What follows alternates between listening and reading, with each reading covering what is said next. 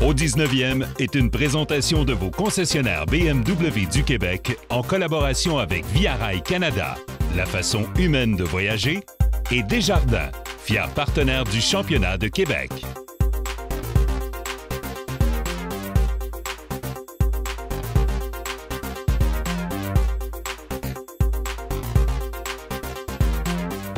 Mesdames, Messieurs, bonjour. Ici Michel Lacroix qui vous souhaite à nouveau la bienvenue à l'émission Au 19e. Cette semaine, la visite de Maxime Talbot des Flyers de Philadelphie.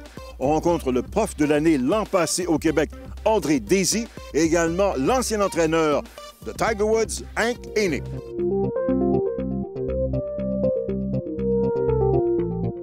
Dans le monde du hockey, il y a plusieurs hockeyeurs qui sont des passionnés de golf. Il y en a qui sont bons, il y en a qui sont moins bons, il y en a qui sont pas vraiment bons. En compagnie de Maxime Talbot, qui pourrait être bon s'il s'adonnait vraiment au golf. Parce que, contrairement à d'autres invités qu'on a croisés, Maxime, le golf, tu l'admets d'emblée, c'est pas une passion. Non, pas vraiment. J'aime mieux, je me concentre sur mes entraînements. Mais c'est drôle, je suis un golfeur un petit peu comme je suis un joueur de hockey. Pas beaucoup de finesse. C'est pas beaucoup de finesse. Tu sais, des fois, j'en pogne une comme faux, mais c'est très rare. Donc, on pourrait retrouver Maxime Talbot plus au champ de pratique avec un bois numéro 1 et les biceps bien gonflés, l'histoire de frapper un peu à la Happy Gilmore le plus loin possible. Ouais, il faudrait que je pratique plus le contraire, mais c'est un petit peu ça que je fais. Ça looks good, ça paraît bien. Mais non, j'ai jamais vraiment... 14 ans, j'étais sur un terrain avec Bruno Gervais, le Riviera. On s'est abonné au Riviera un été. Ça a fait un été, j'ai jamais pu être membre d'un terrain de golf. Puis quand tu joues dans les événements comme ça, c'est dur de s'améliorer. Bruno et Maxime, je sais pas pour Bruno, parce que je pense que Bruno aime le golf. Maxime est pas passionné de golf, mais il vient le dire, a découvert ce sport-là avec son copain Bruno Gervais. Et vous avez utilisé le golf pour une très bonne cause. Et de ton côté, avec Bruno, on vous a connus au cours des dernières saisons estivales pour un tournoi que vous avez mis sur pied également. On pourrait en parler 2 secondes. Oui, bien, on a fait notre 5e édition cette année au mois de juin à Club de golf Saint-Hyacinthe, puis ça va très bien. Regarde, la Fondation Gervais Talbot a remis plus de 700 000 en 5 ans. On inclut là-dedans la tournée des joueurs qu'on a fait durant l'arrêt de travail de la Ligue nationale. Puis notre fondation, comme tu dis, on s'est servi du golf un petit peu. Ça a commencé avec un tournoi de golf. Puis je pense que c'est le fun. C'est devenu un événement estival que nos familles, nos amis, les commanditaires reviennent année après année. Puis on jumelle le golf, on ramasse des fonds et le plaisir. Donc c'est vraiment un bel événement.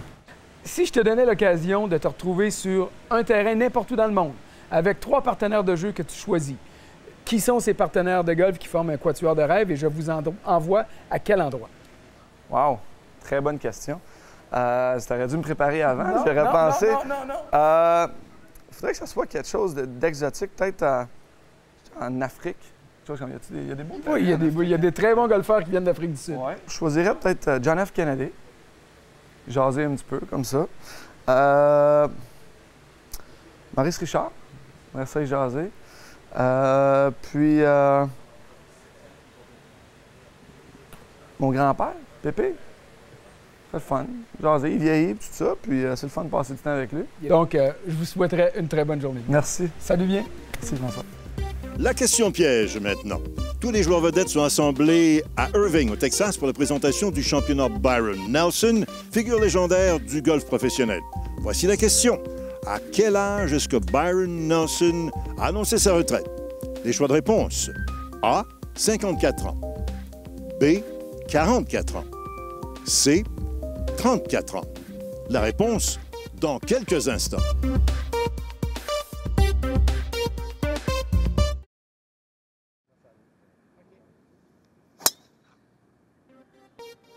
Alors, à quel âge est-ce que Byron Nelson a pris sa retraite? Réponse, 34 ans. Son fait d'armes est survenu à l'âge de 33 ans, 1945, alors qu'il avait remporté 18 victoires au cours de la même saison. 11 victoires de suite, notamment l'Omnium de Montréal. Chaque année, les membres de l'Association des golfeurs professionnels du Québec honorent leurs confrères qui se sont le plus distingués au cours de l'année. Pour 2013, dans la catégorie enseignant de l'année, ils ont élu le professionnel André Désy du club de golf Le Mirage. Je pense que si je regarde ça au fil des temps, je pense qu'on ne devient pas un bon entraîneur dans l'espace d'1 an ou 2. C'est toujours valorisant de voir que tes efforts et ton travail est reconnu par tes confrères et consoeurs. Et hier, le fait d'avoir été nominé puis remporté, ça veut dire qu'à quelque part, tu fais quelque chose de bien dans le domaine du golf et dans l'enseignement. Puis je pense que c'était mon but, c'était d'atteindre une certaine maturité, puis je pense que je l'ai atteint. Je suis parti de Berthier en 1995. Le programme Golf-études de l'AGP a commencé en 1995. Je suis parti du club de golf de Berthier. J'ai commencé pour les 5 ans là. En 2000, je suis arrivé ici au Mirage pour travailler avec Debbie Savoie-Morel. Et petit à petit, j'ai fait mes niveaux, mon niveau 1, mon niveau 2, mon niveau 3 du programme de certification nationale des entraîneurs, le PNCE. Et je suis rendu avec mon niveau 3. Puis avec les séminaires puis le travail, bien, je suis rendu où je suis rendu aujourd'hui, puis j'en suis très fier. Moi, mon mentor, c'est M. René Noël qui m'a donné ma première chance dans le golf quand j'étais tout jeune. Et quand je suis arrivé ici en 2000, c'est Debbie Savoie-Morel qui m'a contacté pour venir travailler ici au Mirage. Alors, M. Noël a été très déterminant dans ma carrière, de même que Debbie Savoie-Morel. Puis tous les entraîneurs-chefs avec qui j'ai travaillé au programme Golf-études m'ont vraiment aidé.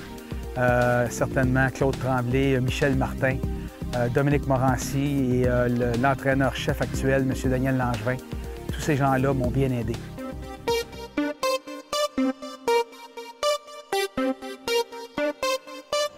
Teaching have never been as good, clubs, balls, and even with that, it seems like the interest of golf is going down a little bit. Are you concerned by this? Well, I mean, yeah, I think the interest with golf is pretty stable, but it's definitely not increasing like we'd all like it to. And it does concern me. I think there needs to be a lot more forward thinking, different ideas, people challenging, what's the norm to do things instead of looking at, hey, what could we do to make the game better and to make it more enjoyable and make it faster, make it easier, make it more fun for people. So yeah, it does concern me. But I think there's some people like Mark King from TaylorMade and Ted Bishop, the new president of the PGA, is doing a great job with trying to be a little more forward-thinking. So hopefully we'll get things going in a better direction. You've taught the best players around the world. You even taught Charles Barkley, who has absolutely no talent in golf. As a teacher, are you looking ahead to see what you could find out as a new method to keep the kids and bring the people that think that they're not able to play golf on the field? Well, I mean, teaching's hard. I mean, one thing to be a good teacher, you have to have a great student for sure. But, it's always hard. It's always going to be a hard game. One of my big passions is trying to help other teachers teach, to help them learn how to teach better and pass on, the greatness of golf. So I keep trying to do that, and obviously, the more better teachers there are, I think, then the easier it is to grow the game. In all the problems that you listed earlier, do you think that pace of play is the biggest, and what could be made to make the game quicker a little bit? Well, I mean, just, pace of play is a big issue. There's no doubt about it. I mean, just the length of the golf, 18 holes, that's kind of been the norm. I think getting people to play 9-hole rounds, play less than 18 is big. I think it's that the professionals need to set a better example. I think when you have the USGA, running a U.S. Open where they play in 5.5 hours, and then they run a commercial that says everybody needs to play faster, I think that's a little contradictory. I think if they would lead the way, the USGA, the PGA Tour, if they would lead the way and get players to play faster, I think that would help, it trickle down to everybody who does play the game. Thank you very much for your time. Au terrain d'exercice vous est présenté par Cobra Puma Golf. Lors des heures achalandées à votre club de golf, est-ce que ça vous est déjà arrivé de mettre les pieds sur le verre de pratique et il n'y a pas un seul trou de libre? Le fait est que vous aimeriez bien vous réchauffer avant d'embarquer sur le parcours. Je vais vous donner des exercices pour aiguiller votre mouvement sans nécessairement avoir de trou comme cible. Le but ici n'est pas d'avoir le mouvement parfait, mais qu'il soit efficace sur le parcours lorsque ça compte. On commence en plantant 2 T dans le sol, à environ 1 cm de chaque côté de la tête de votre fer droit. Prenez position et faites des élans sans balle de golf. Cet exercice va vous permettre de trouver la bonne posture et la bonne position de balle pour vous assurer que la tête de votre fer droit repasse toujours au même endroit. Plus vous effectuez de grands mouvements, plus il faudra être stable. Si vous voulez tester vos habiletés, fermez les yeux. Bon, c'est bien beau la stabilité, mais il faut que la face de votre fer droit soit droite à l'impact. C'est pourquoi vous allez vous placer à un endroit où le verre est complètement plat. Placez une pièce de monnaie au sol à environ 2 pieds devant vous. Une main à la fois, sans effectuer d'élan arrière, vous allez simplement faire rouler la balle sur la face de votre fer droit. Le but est de savoir avec quelle main vous avez le plus de contrôle et qui vous permet de faire rouler la balle directement par-dessus la pièce de monnaie. La deuxième partie de cet exercice est super simple. Même objectif, mais cette fois avec une motion complète. Et attardez-vous sur la main qui vous a permis de faire rouler la balle bien droite dans la première portion de l'exercice. Puis, allongez progressivement la longueur totale de vos coups roulés. Le but avec cette méthode est de cimenter le mouvement de pendule pour qu'il n'y ait aucune action des mains ou de poignets à l'impact. Et sachez qu'il y a une raison pourquoi je m'attarde à une cible qui est seulement à quelques pieds devant moi. Sur le parcours, lorsqu'on décide d'une ligne à prendre pour un coup roulé, c'est beaucoup plus facile de faire rouler la balle de façon constante sur un point intermédiaire situé tout près devant moi que de voir la balle au fond de la coupe à chaque fois. Ça aide énormément pour la confiance. Bon golf!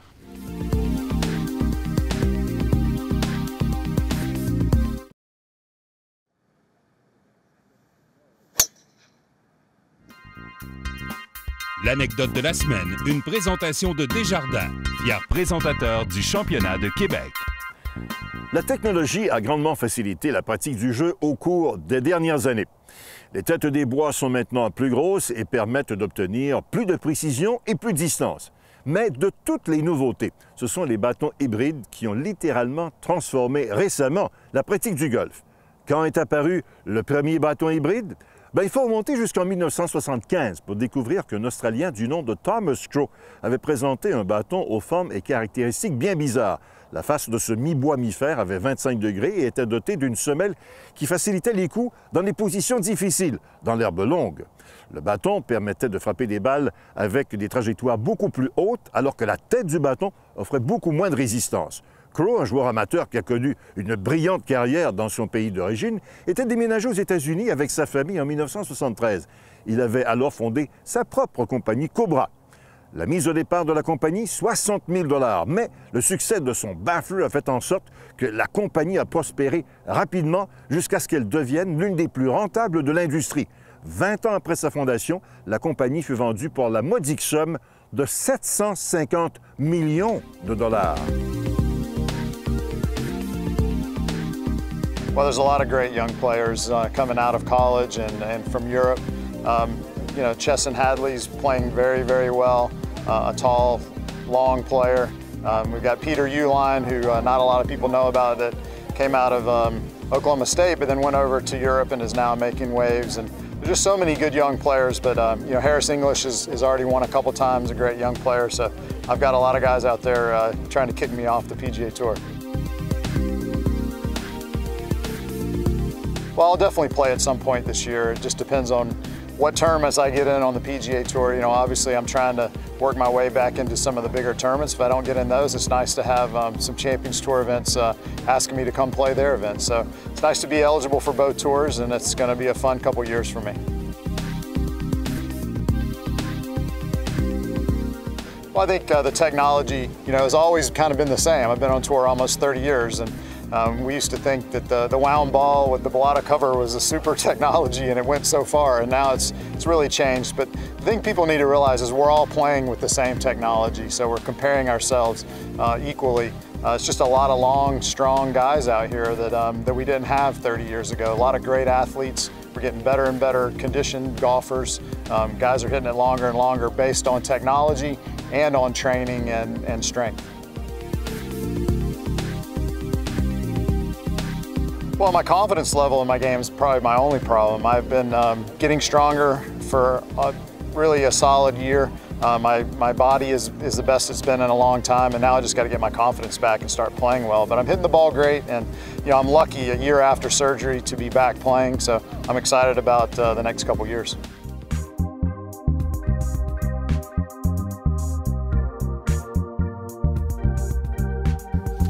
On n'accorde pas trop d'importance au temps de jeu. Plus on joue vite, plus les gens seront contents de venir. Donc ici, ils peuvent jouer en 4 heures. C'est magnifique. On peut le faire, c'est un peu plus contraignant. Nous, on a établi à 4h30 et c'est très facile. Tout le monde sait que chez nous, quand ils viennent jouer, c'est 4h30 maximum et c'est toujours 4h30. Ça arrive, quelques accidents. On accorde trop, je pense vraiment que c'est un malaise, fait qu'on peut pas dire trop, mais c'est pas normal que quand un groupe revient jouer, puis tu leur demandes si ça a bien été, qu'ils disent « Bon, on a joué en 4h05 ». Ils parlent pas de pointage, ils parlent pas s'ils ont eu du plaisir, ils parlent de temps de jeu. Il y a un malaise, là, en quelque part. On veut tous jouer dans un laps de temps traditionnel. On veut pas que ça dure trop longtemps pour rien, mais il faut pas oublier que je m'en vais jouer au golf. La raison pourquoi ça dure 4h30 en moyenne ou en dedans de 4 heures, si on peut jouer en dedans de 4 heures, c'est que c'est passé quand même 18 trous, puis c'est 7-8 000 à marcher si on joue à pied. Fait que si je décide d'aller prendre une marche pour aller marcher 7-8 000, bien, je le ferai pas en 10 minutes. Non, absolument pas. Il faut apporter beaucoup d'importance au temps de jeu. C'est un fléau en ce moment. C'est beaucoup trop long de jouer au golf. Donc, il faut mieux diriger les golfeurs sur le parcours. Il faut changer peut-être les formules qu'on leur propose également. Mais il y a différentes façons, justement, d'aborder ce fléau. Et je crois qu'en ce moment, on s'y attarde et c'est une bonne chose. Je pense pas, non, parce qu'en général, si on parle de je sais pas moi, d'une game de hockey, ça dure tant de temps. Oui, c'est sûr qu'il y a un petit bémol avec les pénalités et tout, mais il y a 3 périodes de 20 minutes. Fait que je pense qu'au golf, c'est important qu'il y ait un temps prévu approximatif au départ. Les gens ils ont moins de temps disponible. Alors, le temps de jeu, c'est important. Mais il faut faire attention en tant que professionnel, que personne qui travaille dans l'industrie. Il n'y a pas juste dire aux gens d'aller vite. Il faut prendre les mesures pour que ça se passe bien sur le parcours aussi. Cette chronique équipement est une présentation de Golf Town. Golf Town, tout pour le golf. Troisième et dernière chronique sur les fers. On entre dans la portion perfectionnement. C'est des fers qui s'adressent aux joueurs d'élite, celui ou celle qui est capable de travailler sa trajectoire de balle. Il y a beaucoup plus de technologie qu'on pense dans cette catégorie. On commence avec TaylorMade. La nouvelle série Tour Preferred propose 3 ensembles, les fers CB, MC et MB.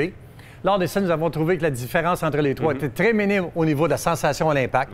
Naturellement, le CB cavité back est plus permissif, mais on a bien senti la part de technologie Speed Pocket dans les fers moyens et longs, dans CB et MC. Maintenant, chez Callaway, on a essayé la semaine dernière les versions Apex, mais il y a la série X2 Hot aussi. Oui, on a testé la version Pro, tête plus petite évidemment, avec une courbe de compensation progressive. On a obtenu des trajectoires perçantes et de bonne distance. La différence est intéressante, Pierre. Avec la version Apex Pro, le joueur d'élite va être capable de faire la différence. Maintenant, on a le Ping i25. Oui, version similaire au fer i20 de l'année dernière. Une semelle relativement large pour un fer de cette catégorie, donc indulgent. On sent que la tête est très stable à l'impact, grâce en partie au poids de tungstène de 10 grammes situé sur le bout. Maintenant, chez Titleist, on a raffiné le produit AP2. Oui, le fait d'avoir élargi la cavité arrière dans le haut de la face a permis d'abaisser le centre de gravité. Résultat, lors des essais, nous n'avons eu aucune difficulté à avoir des trajectoires de balle plus hautes.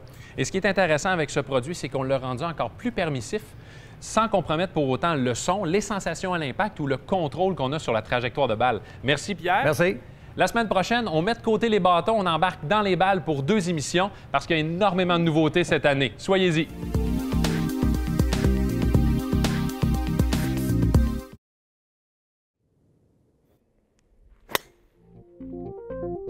Le centre de golf de la Nodière célèbre cette année son 17e anniversaire. Malgré son jeune âge, le travail acharné du surintendant et de son équipe a permis au terrain d'atteindre une maturité qui ne laisse personne indifférent.